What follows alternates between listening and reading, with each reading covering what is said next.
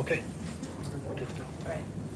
Okay, Sally, I'll turn it over to you. I believe the director might have mentioned where she is today, but She is celebrating her daughter's birthday, so she's on vacation today. You get me. happy to have you. So, some of the things that she wanted me to cover, we started with ICA last month, and we had our meeting there, and then it has been a whirlwind month. I don't know if it just feels like everything's wide open again. So, started the month, May 10th through the 12th, with emergency preparedness training, and that was at Clarinda. Brian and Randy did a really good job. It was beastly hot from what I'm hearing. I didn't actually go down there, but they had all of the institutions participated in it. The emergency response teams, their surge, canine, correctional negotiation teams. They did scenarios and hostage taking, disturbance control, and escape. And for the first time, this exercise, they had a night exercise, and they've never done that before, where people go back and I think they might have been a little tipped off, and then they get called back to the scene to deal with something that evening. So staff are exhausted, but we've heard nothing but really good things about that. And that's all I know about that. So if you have questions for them, I'll put them on the spot. During that same time, there was some overlap. We actually went to the Fallen Heroes Week in Washington, D.C. There were several of us that went. I went, Jennifer Guild, the director, and the wardens from the institutions that were represented. There were 6 Iowa DOC staff, as well as Iowa State Patrol that were honored, and CO Robert Vidamos, CO Michael Teachout, CO Robert McFarland, RN Lorena Schulte, CO Broderick Day, and CO Richard Newkirk. These staff were also honored at a Peace Officers Memorial event in Clive, so we attended that, and then we went to DC. I can't even begin to describe to you what that was like, that memorial. We started at 7, 8 o'clock in the morning, and we get back to our rooms by 10 o'clock at night or midnight or later. We had the honor guard at the wall. That was pretty touching. We got the 11 p.m. shift, which didn't bother me because I'm a night person, but for some of our early people, that just made for a really long day. The memorial service, we had a candlelight service, and again, I just can't, you have to go. You can't know what that was like without going. But I think it was really helpful for the families and staff. After we finished that week, we've made a very strong commitment to look at our staff wellness. We did a presentation to you about staff wellness and what we have going now. We have an official committee that's looking at it. We have our first meeting scheduled in the next couple of weeks. And it just became even more apparent that what we're doing for staff is good and we can do a lot better. And so that's a huge priority for our director to work on. And this is the problem with using technology. My phone locked. Okay. June 14th to the 16th, we'll have our last leadership training. This is something internally. When we had the SRR grant, we developed it with APPA, helped us develop this. And it's for high-level management, so wardens, directors, assistant directors. And then once those staff are all trained, then we'll go to the next level. We have a frontline supervisor training, and then this leadership training. And it's 3 different series. In between, there's some webinars and of course some things that they're doing. But we'll have the last one in June, and then we'll hopefully start another cohort in the fall. I think we've probably trained approximately 40 people after this cohort that have been through the program. So we're excited to get that back and going and have people participate in that. The Correctional Peace Officers Foundation Memorial. This is the last memorial, I believe, but this one is in Reno. Beth will be attending, and Officer McFarland and RN Lorena Schulte will be recognized there. This is a specific memorial for corrections workers only, so Beth will be there. I think what I failed to mention too is that you had a lot of memorials, but I think the thing that our staff found helpful is there were a lot of breakout sessions. If you were a coworker, you went to a track. If you were in leadership, you went to a track, and you were able to just talk about what had happened, what you learned from it, what you can do for it. So there was a family track, there's a kids track, and the conference out in Reno, I think, is very similar. So she'll be attending that. And then there's a mental health summit that's being hosted by the court system. We had one of our first meetings yesterday, and Beth will actually be on a panel on June 23rd with Unity Point and some other local providers.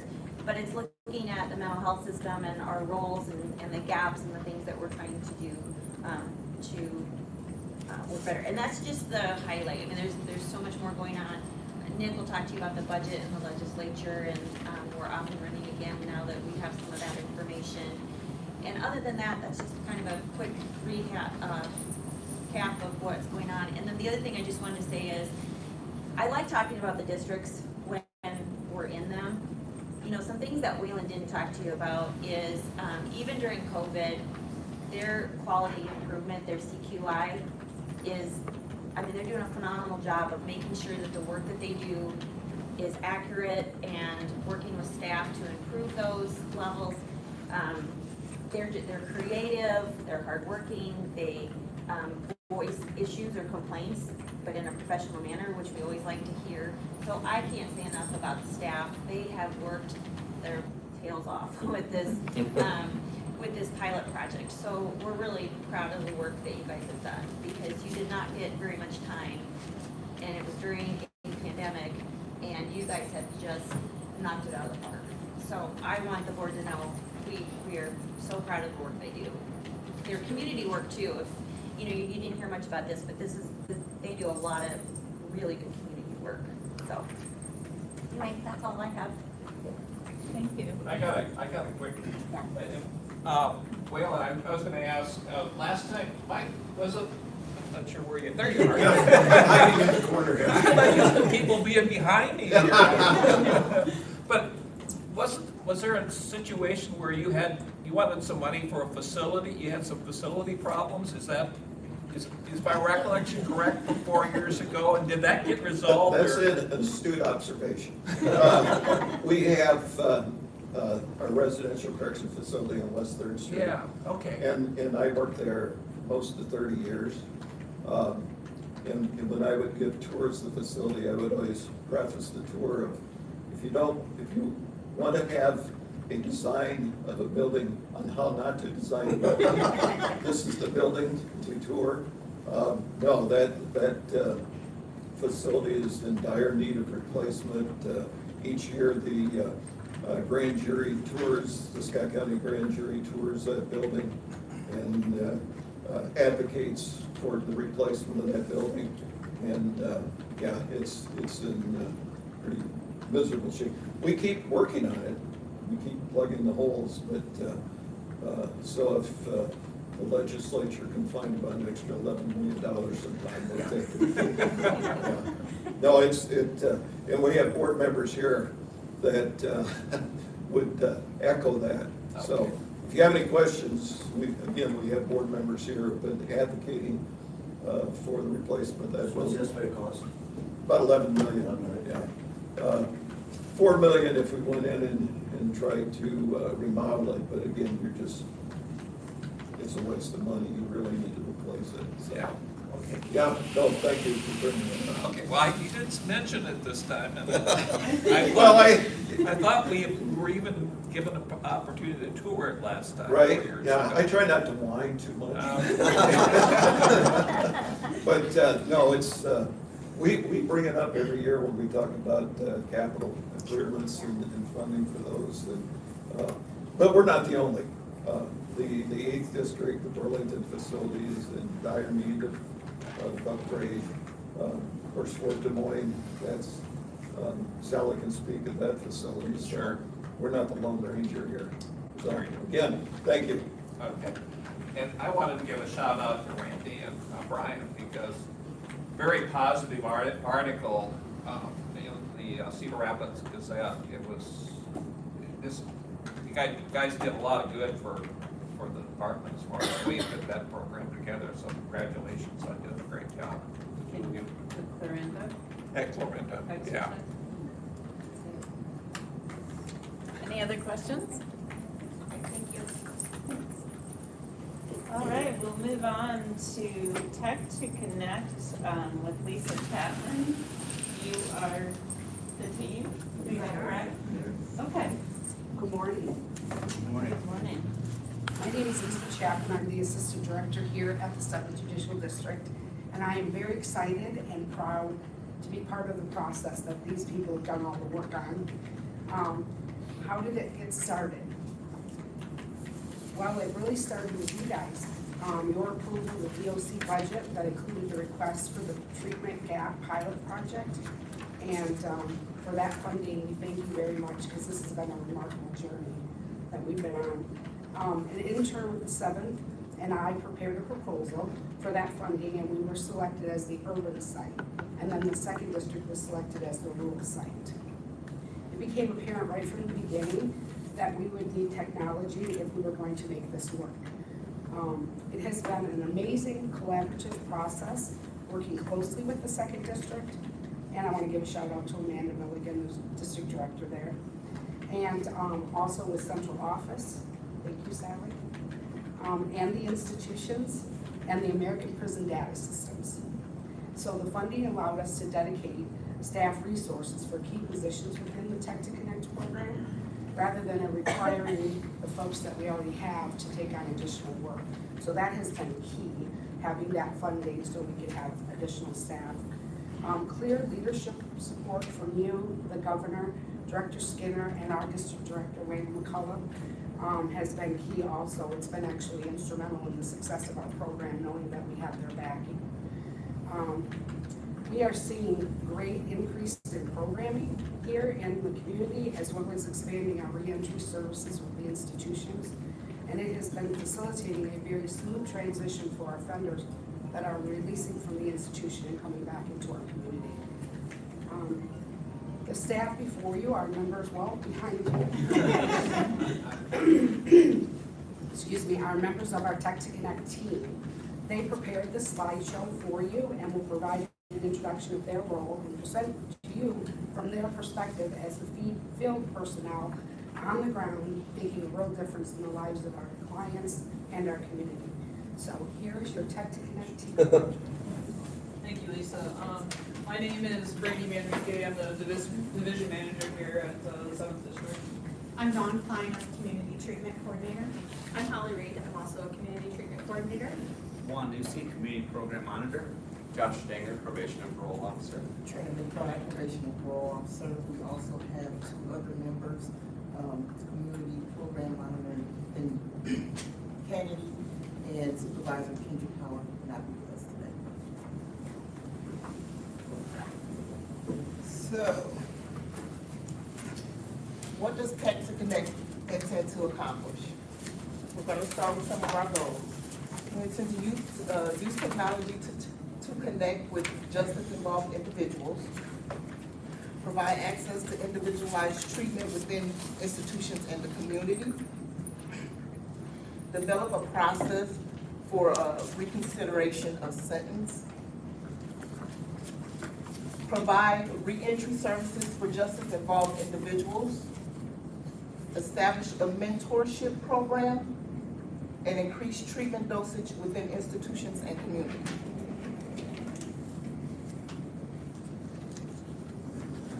Thank you, Trina.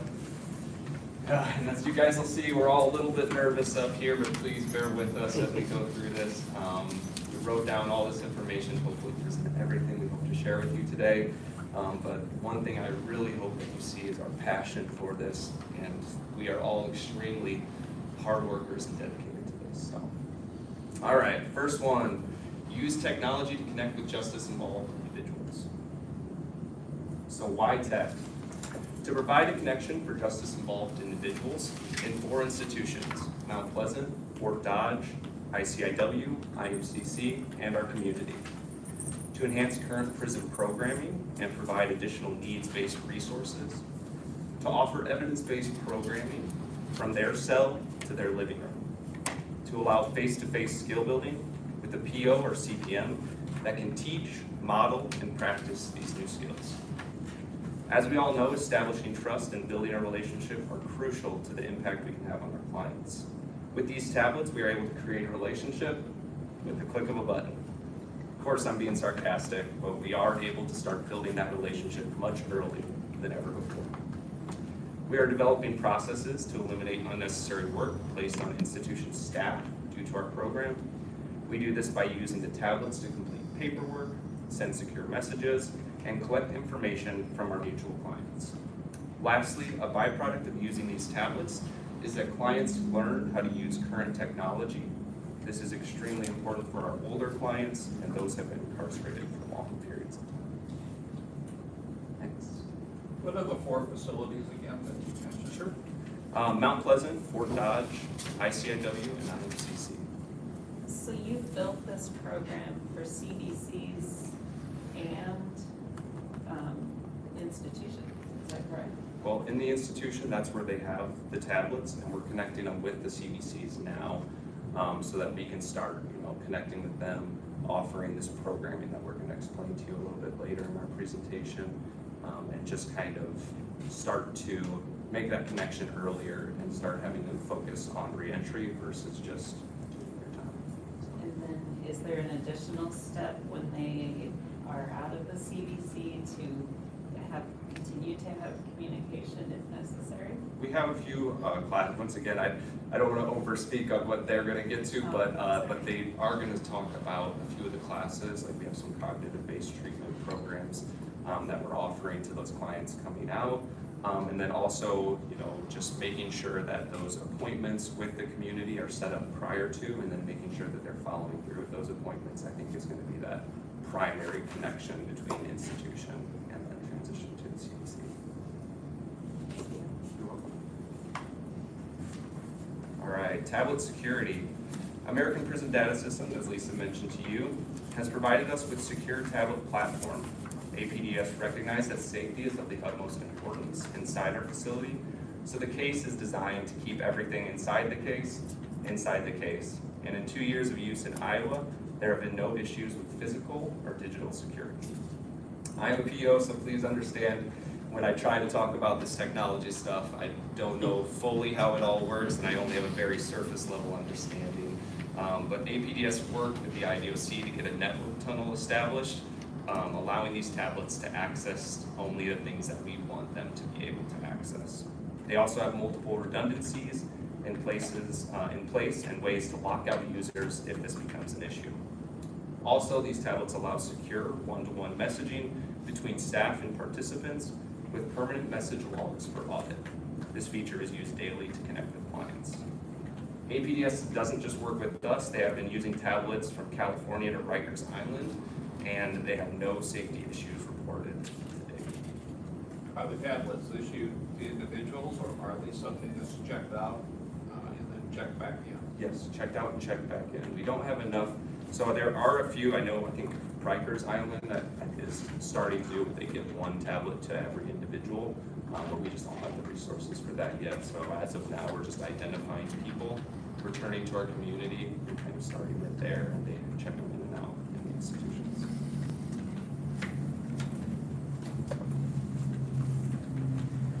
To provide access to individualized treatment within institutions and communities, we begin to do this by completing assessments. Well, why assessments? Well, evidence-based programming says assessments help us identify needs and risk factors that then drive our individualized treatment plans that Tech to Connect provides. They help us allocate resources appropriately by matching needs with the appropriate resource. Because assessments help pinpoint treatment needed and we make the correct referrals, this in turn helps aid behavior change and therefore reduces recidivism. As a community treatment coordinator, one of the first things that we have a justice-involved individual complete is a battery of assessments. This next screen will show you what it looks like when reported in ICON. We utilize the outcomes of these assessments that individuals complete as well as assessments that are completed by staff members. So our assessments include ACEs, which helps us identify childhood trauma, the Modified Mini, which helps us identify mental health issue potential, Resilience, which identifies factors for long-term chronic issues, the Dreyer and the Iowa Risk Assessment, which of course helps us identify those criminogenic needs.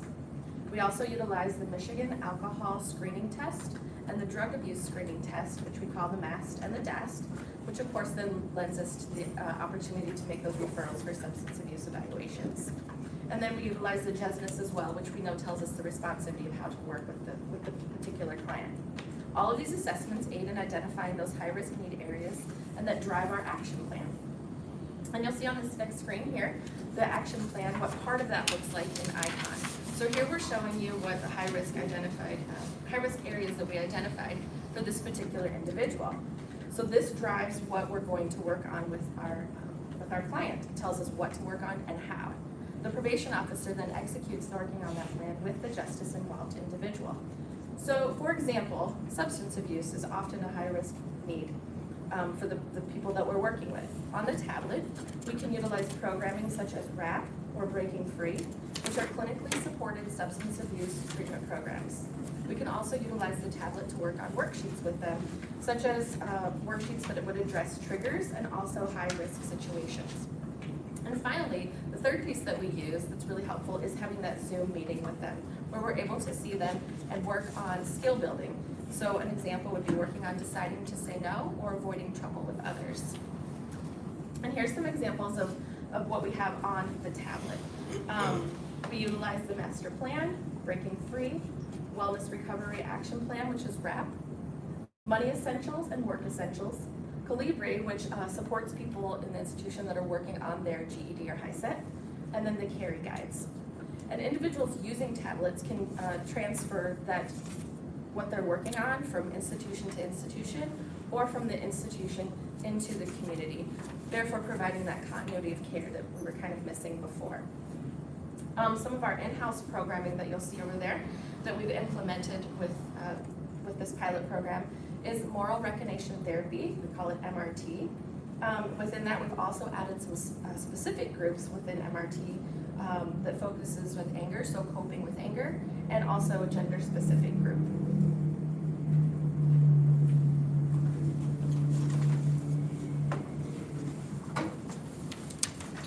Developing a process for reconsideration of sentence.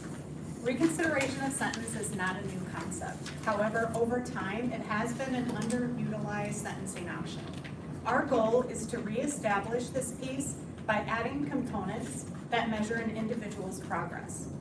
As can be seen by the many benefits listed, reconsideration of sentence provides opportunities to the justice-involved individual to focus on their high-risk needs while learning vital cognitive skills necessary for behaviors to change.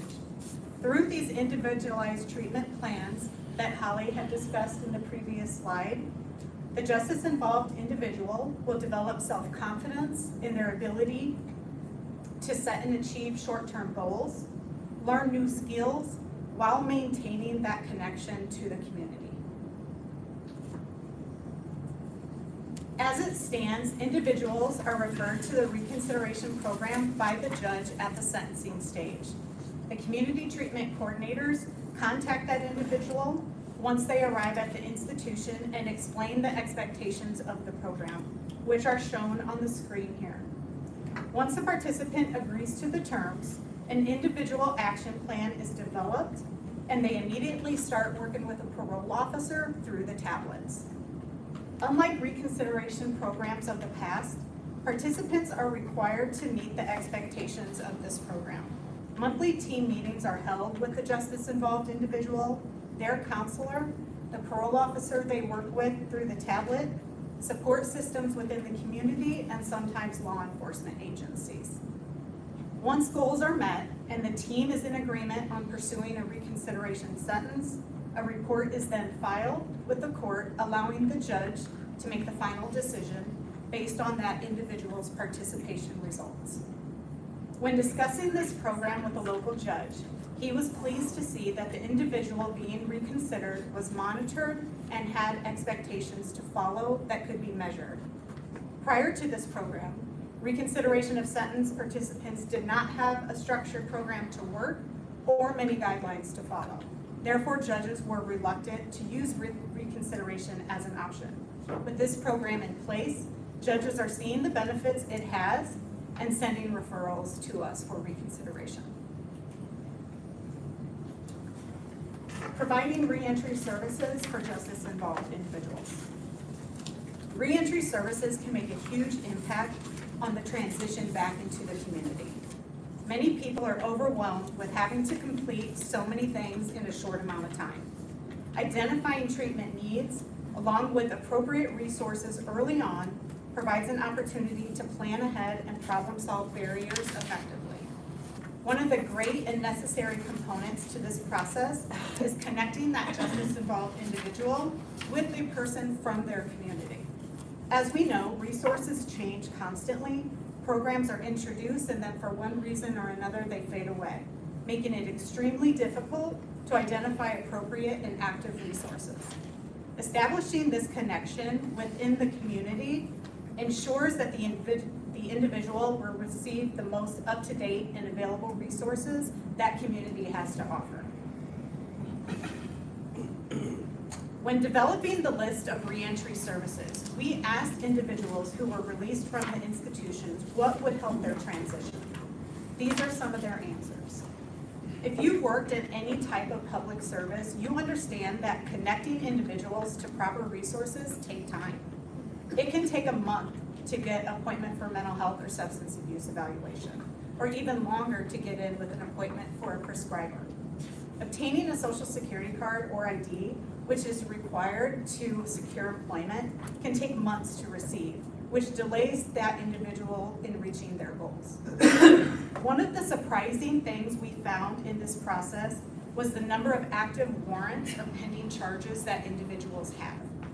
As you can imagine, having this to contend to can be very stressful and set an individual back in regards to all of the progress that they've already made. Our team is working diligently with other agencies to address these warrants or charges before they come back to the community. This concept has been well received and also been the determining factor for sentencing in other states.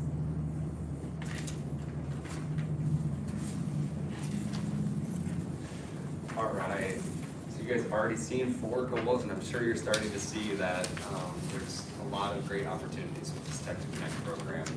The next one I want to talk to you about is establishing a mentorship program. So the Tech to Connect program has created an opportunity for the 7th district to start establishing a mentorship program. Any mentorship program takes a lot of time and energy to get off the ground, and with dedicated staff, that is now a possibility for us. So why mentoring? Well, most importantly, mentorship works. It's evidence-based, and it's been proven to help individuals. We started this process by communicating with other districts who have established mentorship programs, along with local mentor partners, to see what we could pick up from their experience. During those discussions, we learned a couple of valuable lessons. First, a diagram is important for mentors to stay on track with the flow of mentorship. Here's the diagram we created: develop, demonstrate, evaluate, or reevaluate. You may have seen similar diagrams to that. It's a very common cycle, but these are the words and the goal of what we developed. In the development stage, mentors are building positive pro-social relationships, along with recognizing strengths and building skills needed to be successful in our community. Mentors can also share real-life experience to help them accomplish anything from applying for financial aid to buying a house. In the demonstration stage, mentees are putting everything they learned into practice. During this time, mentors are holding them accountable and supporting them through any struggles that may arise. In the evaluation stage, mentors and mentees start what worked, discuss what worked and what didn't work. They then come up with a new plan or continue with what is still working. As many of you know, there's not a straight line to success, and this diagram allows a quick visual that mentors can use to make sure they are always moving forward. Second, for mentors to stay involved and motivated, they need to see that their time is being used effectively. In the end, we will be able to see this with reduced recidivism. However, for the mentor to see this, they need frequent communication with our team or the client's PO. We need to provide verbal praise and tell them the great work they are doing. Also, we need to allow opportunities for mentors to meet with other mentors and discuss success stories, collaborate, and support each other. Here's our model for mentoring. We have learned from other districts with established mentorship programs that having multiple mentors to every mentee is very beneficial. We hope to provide both regular mentors and peer mentors because the benefit of working with someone who has been in a similar situation to them cannot be ignored. However, we must be mindful of the risk it presents, and by having a circle of support or multiple mentors, this limits the risk to any one individual mentor. Consistency is key in establishing trust, and meeting frequently allows for effective accountability. One of the most important parts, and something I believe is going to be crucial to our success, is starting mentorship prior to release from incarceration. So that would be that development stage, is they're able to start that beforehand. With our APDS tablets, this is now an opportunity, and mentor-mentee relationships can begin during incarceration.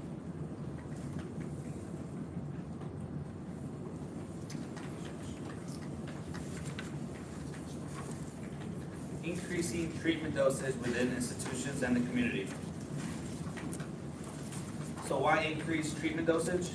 To create opportunities for change in our justice involved individuals through programs such as MRT, the Master Plan, and RAP, the Wellness Recovery Action Plan. Tech to Connect has given us the ability to reach in and offer programs to incarcerated individuals. Before, these individuals were waiting, and now we have an avenue to make their time more productive. We're able to track dosage time and relay that information to the courts as evidence-based. In the 7th District, we were falling behind, pretty much non-existent, in offering these cognitive-based treatments to our clients, which we serve around 2,300 clients. We now offer 15 sessions of MRT and have 11 new qualified facilitators. Due to the funding that you guys were able to provide to the 7th District, we have been able to increase cognitive-based programs by 250%. We've added programs such as MRT, Coping with Anger, Jail-Based MRT, Gender-Specific MRT groups, and Active. As a community program monitor, a majority of my workers facilitate MRT, an evidence-based cognitive program designed to help our clients develop higher moral reasoning.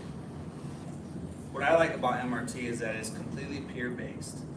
MRT allows clients to develop leadership roles as they progress up the MRT Freedom Ladder and as we add new participants to the program. They hold each other accountable. We also offer tablets to clients in the community to participate in these cognitive-based programs. Tech to Connect has closed the gap and eliminated barriers such as internet issues and transportation. We have clients from all 5 of our counties participate in these groups that are held virtually.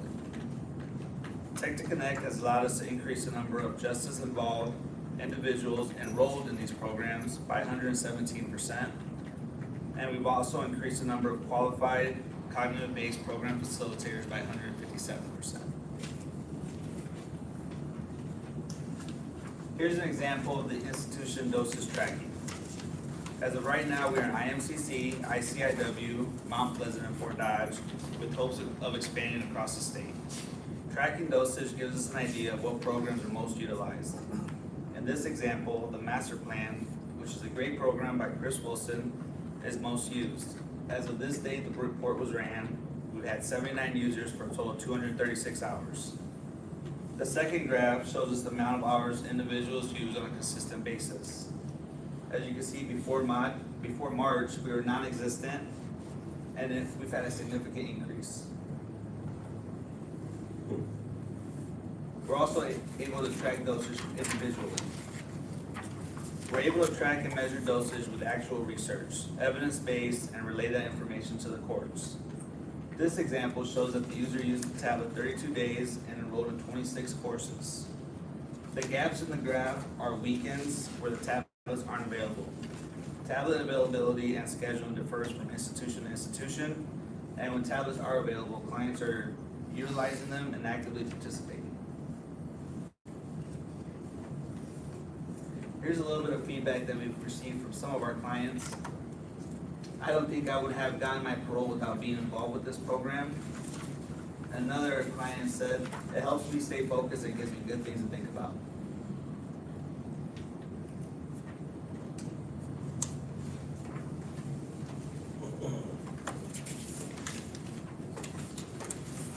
go next?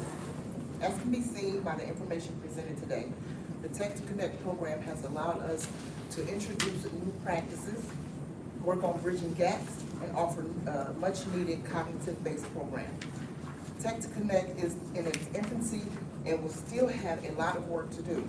In order for this program to reach its full potential, build community relationships, as well as expand to other institutions is essential. This concludes our presentation, and we would like to take the next few minutes to answer any questions that you may have.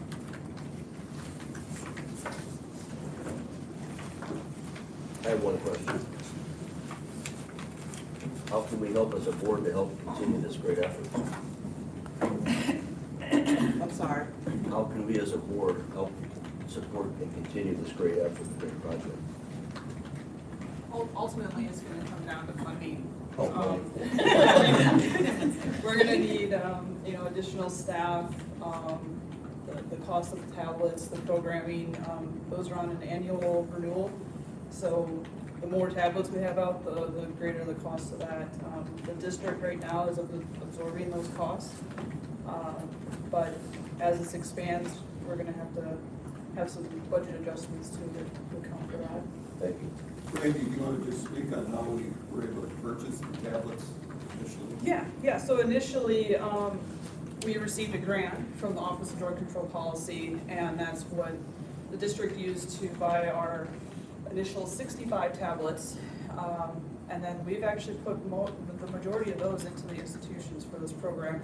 We've kept a few back for the community, so that way when clients transition from the institutions out to the community, they can have that continuity of service. But yes, the grant money is what got us kind of kicked off with that, and we hope to keep expanding it as we go. And you probably heard multiple times where we talked about getting into other institutions and needing to spread these services to other places. And for that to happen, I think as of right now, with 4 institutions and the amount of people we have here today, it's been difficult to keep up with the 4. So I think when she said more funding to us, that means we need more help as well. So I just wanted to remind you guys, you approved the 2 pilot projects. And so when we went to the governor's office and showed them the dosage gaps that we had in the community, which are large, the governor's office gave us the opportunity with the 2 grants, but they are folded into their budgets to do these demonstrations. So Sarah's pulling data, and we're hoping to show that not only are we increasing dosage, which are those intermediate outcome measures, but that we're also able to help with getting people out of the institution faster. And another measure that we're looking at is recidivism, and then revocation rates. So our hope is that we can show that these programs are meeting those goals, and then be able to go back to the legislature and ask for more funding to expand. So I appreciate that question. So I guess how you can support is when we come and ask to approve it. I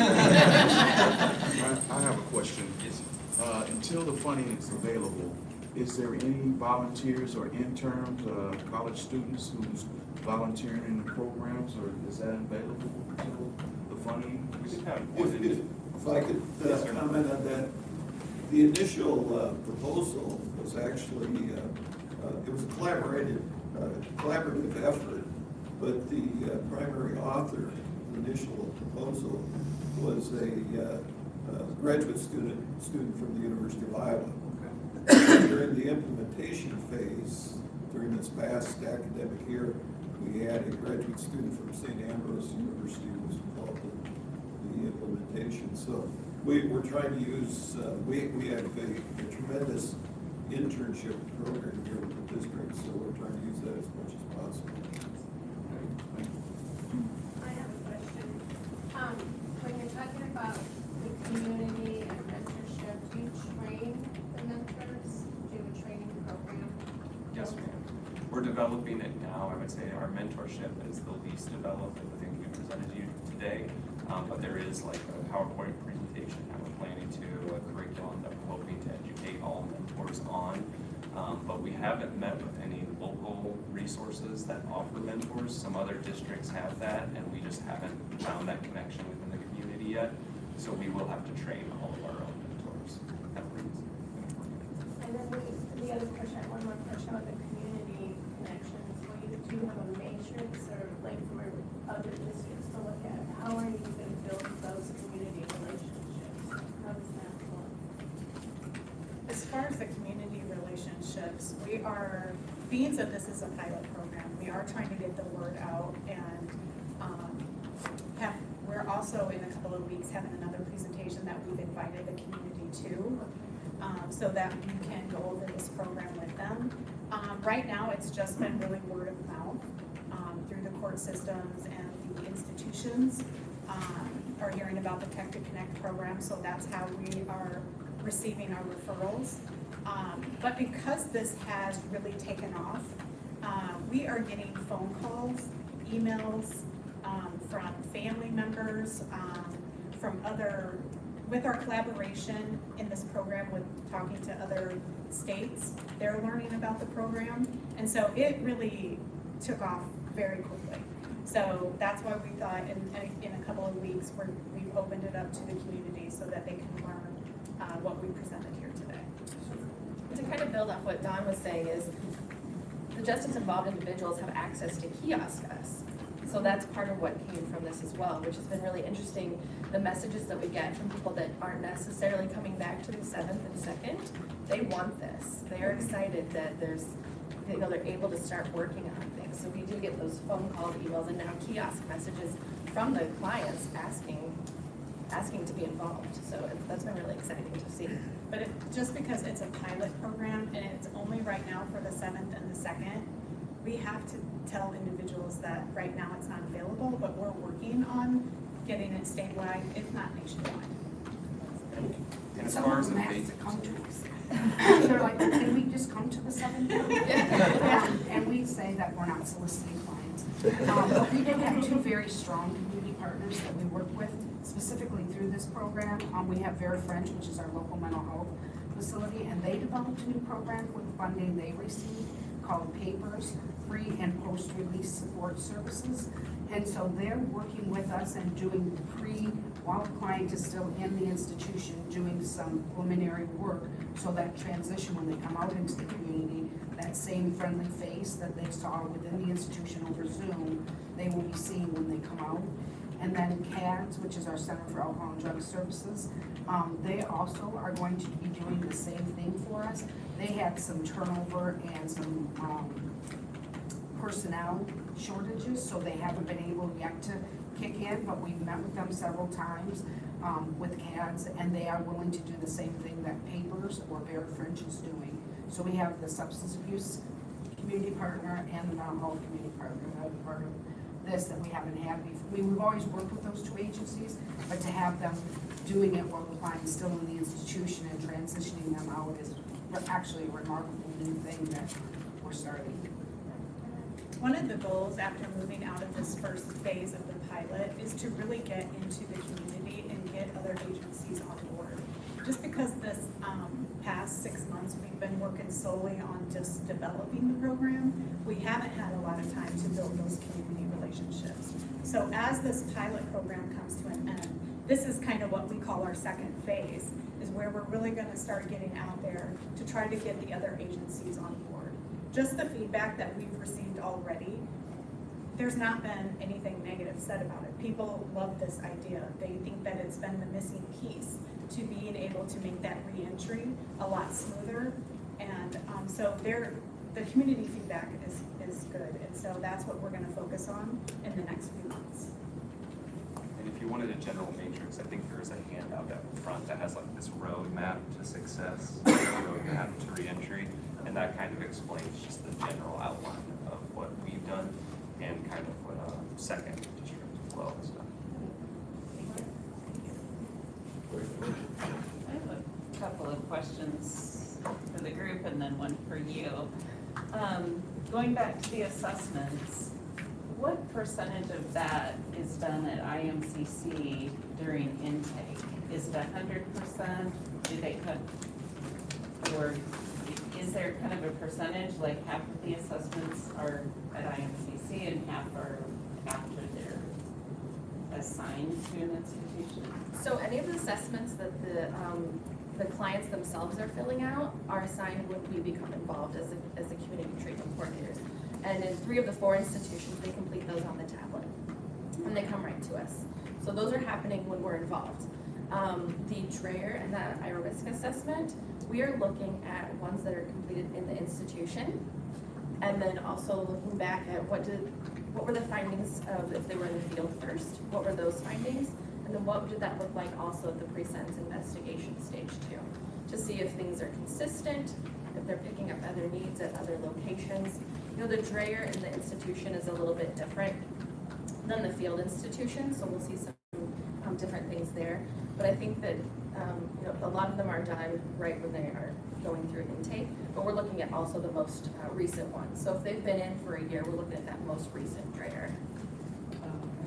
And when you say most recent, how often did you say the Dreyer is updated, or? So in the institution, I don't know that answer, I guess. I would say within probably 30, 60 days like we do in the community.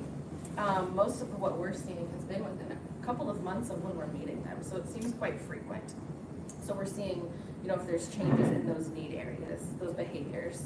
And then we're also looking at what kind of reports were happening, if any, to see what kind of, you know, the need areas that come out of those as well. What's interesting about these assessments that we do for this pilot program is that what we are seeing is that when we provide this assessment, it will come back and let us know whether or not there's childhood trauma present, whether or not mental health evaluations are needed, substance abuse evaluations, what their social support system is like. A lot of times we see that these needs are identified in these assessments, and this person may have never had mental health services before. And so that was quite astonishing to see what these assessments really tell us and kind of give us a focus on what we need to work on. Regarding the dosage programs, are those is it like a one-time purchase, or is it a subscription type thing? And will there be statistics, and the ones that are working will be continued? And I mean, will you be That might be better for Randy to answer, but I believe that's integrated into the tablet program. Yeah, so all of the tablet programs they're an annual renewal. And I would assume after we've done this for a bit, we will assess what programs are being heavily used and the success of those programs. Right now, we have every tablet with the same programming so that they don't have something different when they come out into the community. But yeah, right now it's an annual renewal, and we'll assess programs. We can add or remove programs. APTS has quite a large listing of different programs. So if we find a different program that we think might work well, we can add that, and we can remove ones that aren't being utilized. I do know that Lisa and Amanda went through that listing of available programs before this launched and picked out everything they felt would be appropriate for reentry. And we had the benefit of nationwide access too, so knowing what was working in other states. So Amanda and I didn't have a magic wand, we just saw that, you know, this was working in California, or this was working in New York, and this is what the incarcerated individuals were most likely to invest their time in. And we use that as a guide also. And then also, Amanda and I have many years in corrections, so we kind of know, I carried a caseload for 25 years, so I knew what type of programming they were getting in the institution and what they needed on the streets and what would be the best way to help that transition, so. Okay, thank you. Last question. I think you mentioned there were some staff additions for this program, and I know during SARS that was a really important component. Can you preserve those staff positions with the budget, or are they going to have to go away at some point? Well, we were able to hire 6, well, most of these folks transitioned from a previous position into the pilot project, but we were able to add 6 additional spots specifically for the pilot project. And that funding has been approved for this next coming year to continue with this project. what I think I've heard everyone saying is this is growing and we're gonna need some more community treatment coordinators, which is what Dawn and Holly do. We may need some more CPMs, which is what Juan and Ethan do. They're our community program monitors. They're the ones teaching our classes. And you saw by the slides that we had a 250% increase in the delivery of our cognitive programming. So if we continue to grow that, we're gonna need additional facilitators. And then Josh and Trina are they're doing skill building in the institution with the client, and then when they come out onto parole, they would see, ideally, we'd love them to stay with Josh and Trina, but realistically, as they release, they're not gonna be able to take all of those folks on. So maintaining that friendly face that they knew and worked within the institution, and then rolling out to them is not realistic unless we can continue to add additional staff to have that continuity for them. Okay, thank you. Are the mentors, is it anticipated you can have to pay the mentors, or are you looking for programs where they are paid by somebody else, or they have volunteers? Is that kind of what you're looking for? Traditionally, across the state, they've been volunteers, so we were looking for volunteers, and we've worked with some things. Josh has done remarkable background work on this, and met with lots of community partners. We have a fairly active individual in our community that's tied to the Catholic diocese, and they're willing to work with us as well as other churches are, but we're trying to make it non-religious, so we want just normal people. Not that. We're not gonna push that angle, because we do get feedback from clients that they enjoy programming as long as they're not just totally inundated with religious undertones. So it'll be volunteers, and we have some leads. We have some good people. Josh did a presentation for the community, and we'll continue to do that. It's just right now, like they said, we've been really just trying to get our program up and running. So doing these other facets, we're hoping this next year to have a lot more development in that area. Is it anticipated, you mentioned reconsideration, which is something you're working with the court system. Are you also, is this something that's anticipated will be you coordinate with the parole board so that the parole board will have access to this kind of information? Absolutely. We have actually met with the Board of Parole and talked to them about it, and they were very receptive. And they're very receptive to the fact, anybody that's participating with these folks in the Tech to Connect program, we provide that information to the Board of Parole, and then they indicated that they would be willing then to consider them more, they'd be more likely to consider them for parole if they're cooperating with our Tech to Connect program. It's definitely viewed as additional treatment. So sometimes in the institution, there are only so many things that they can do within the institution. The tablet allows all of these other options to open up to them. And so, when we were going over some of the programs, I mean, there's substance abuse, there's mental health, there's TED Talks that really get into the core of issues. So when this is presented to the board, it's viewed as additional programming. And a lot of those reconsiderations are low risk individuals, so they don't get treatment when they're in the institution. So this is literally the whole day treatment they're getting.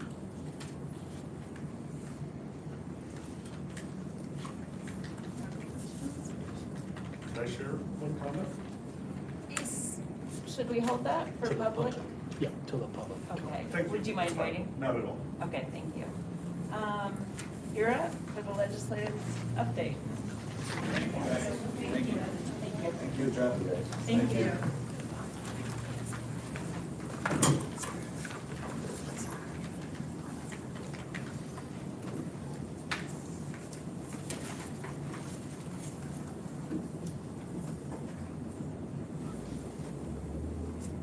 All right, good morning, everyone. Thank you for being here with us today.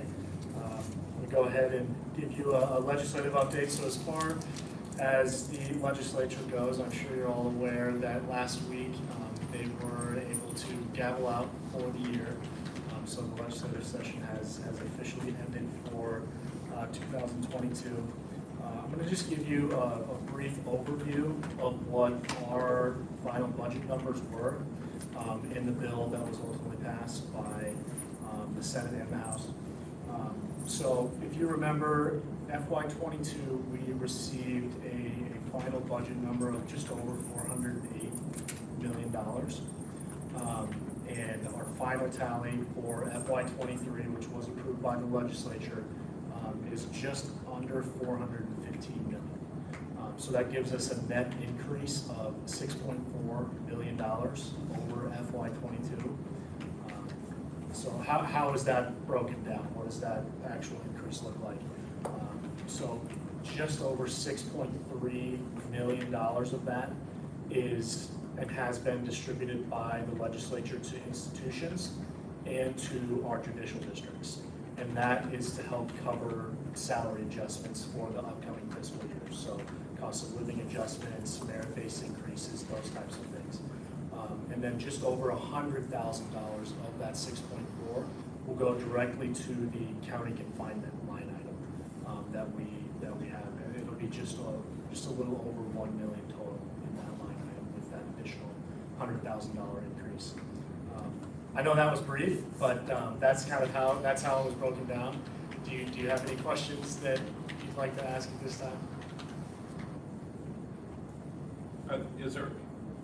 Was there anything done as far as, I know there's a separate budget, you're talking about our budget, but I know there's always facilities and stuff like that. Did they help out as far as the request there? Or is that money, that probably comes from a different pot altogether? Which one? Which? I'm just thinking like for the kitchen equipment, the monies that go to help improve facilities like Wayland help there. Yeah. Are they increasing the amount of dollars? Yeah, so you're referring to the Rebuild Iowa Infrastructure Fund. Yep. And the Technology Reinvestment Fund, so RIF and TRF, that's all part of the broader infrastructure bill. Yep. That's passed each year.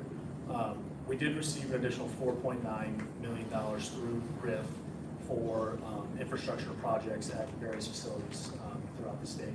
And then we received, I believe it was just north of $2 million through the Technology Reinvestment Fund. I'd have to get back to you on exactly what those were for. Off the top of my head, I can't think of that. But I'm happy to follow up after this and get you those exact projects. So we'll be going to get it, again, prioritizing what it is that we Exactly. want this year. Exactly. We have some money to work with. Yep, of course.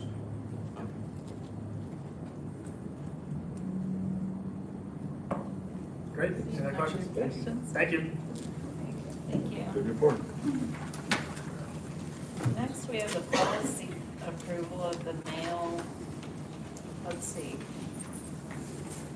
The correspondence, I'm sorry, of incarcerated individuals. I'm glad to see you walking to the podium, because I'm like, I hope somebody's gonna kind of.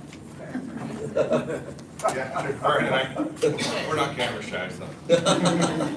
Yes, action item is OPMTV 01. That is our incarcerated individual correspondence policy. If you look at page 3 of 11 there, should be highlighted. I don't know if you have other copies. Okay, very good. You'll see some highlighted language in there. In a nutshell, what this does is allow us to use a third-party vendor for incarcerated individuals' mail. You know, in the past, we've had conversations about contraband coming into the mail, explicitly, quote-unquote, the drug K2.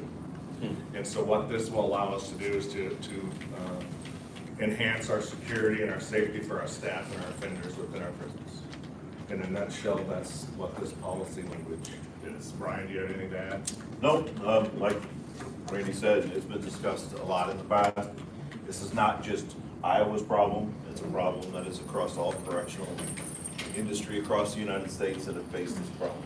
So this is our ability to get out ahead of this and really, again, provide some safer atmosphere. It's the latest trend with correctional facilities. I can tell you the Federal Bureau of Prison utilizes a third-party vendor in several other states, especially on the east point, a third-party vendor to handle their incarcerated individual.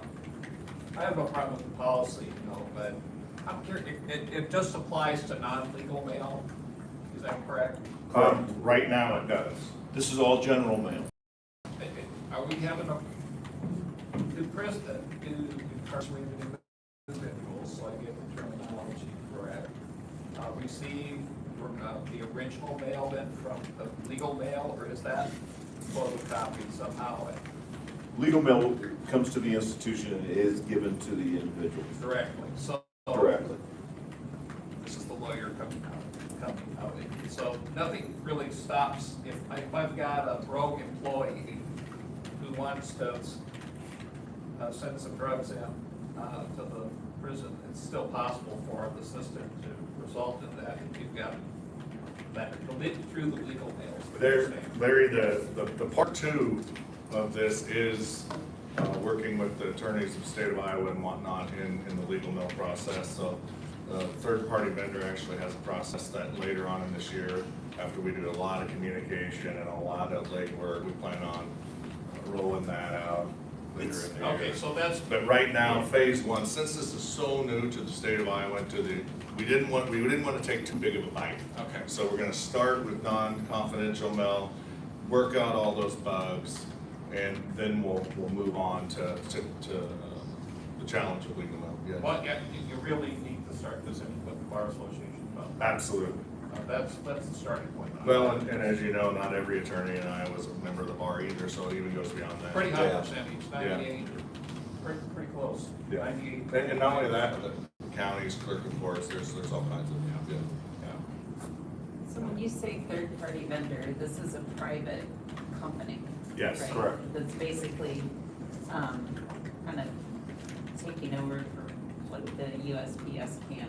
So the mail will go, instead of coming to our institution, it'll go to that third-party vendor. They will then photocopy that and then send that in a hard copy to our institutions to be distributed. So any contaminated mail or any contraband will be sorted out before it even arrives to each person. Gotcha. Good.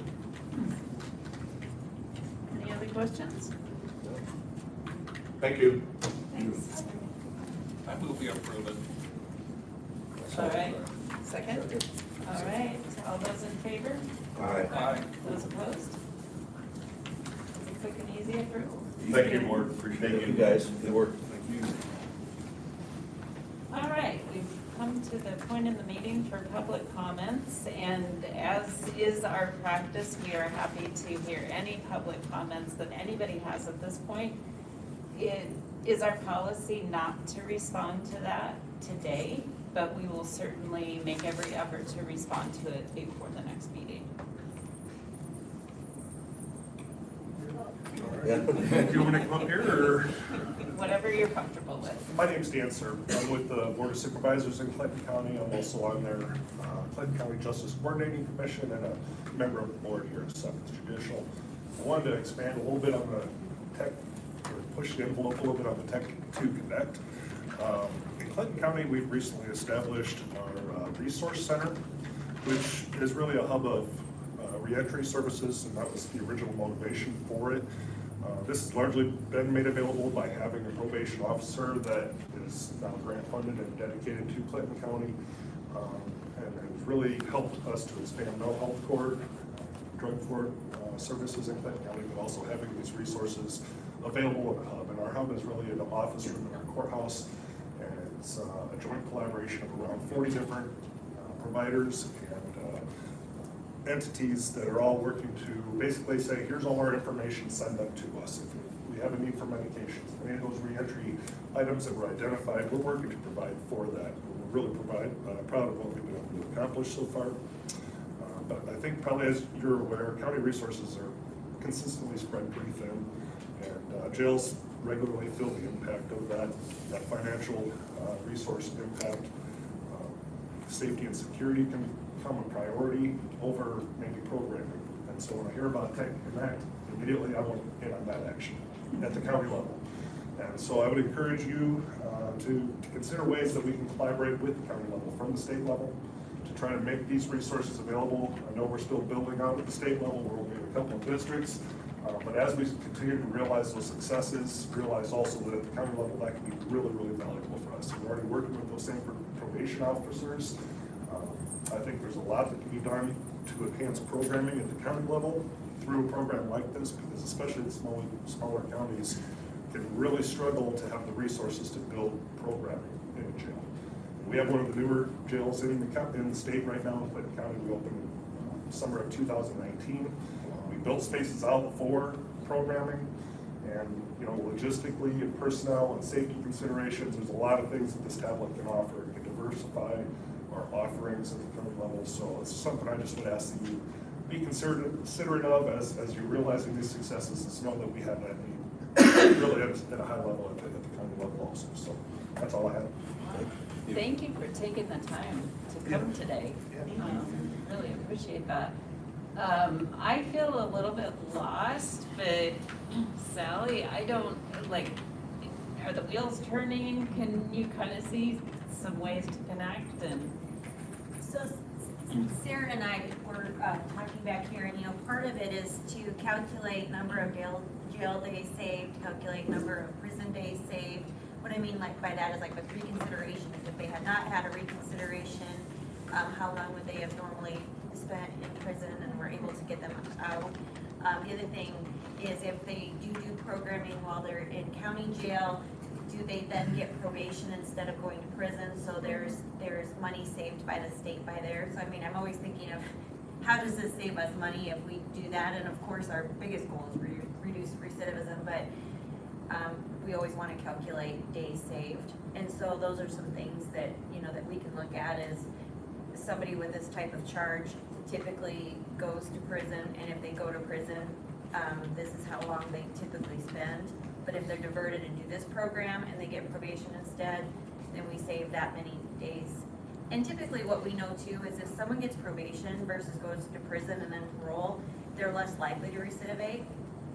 They just are parolees recidivate, people who've been incarcerated recidivate at a higher level than people that are given probation. So just probation in and of itself is often the goal if we can manage them safely in the community.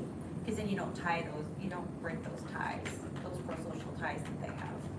So I don't know if that's what you were wondering, but yeah, Sarah and I were just talking about as we pull this, we have the big thing, which is reducing recidivism, but there's all these other measures that we want to look at too before we get to the 3 years for the recidivism. So I guess a couple of things come to mind. Can we make sure that some kind of connection happens with you, and start trying to canvass the state Unfortunately, I get to work here with Lisa, not as directly with the team, but did a great job in the presentation. I want to remain connected.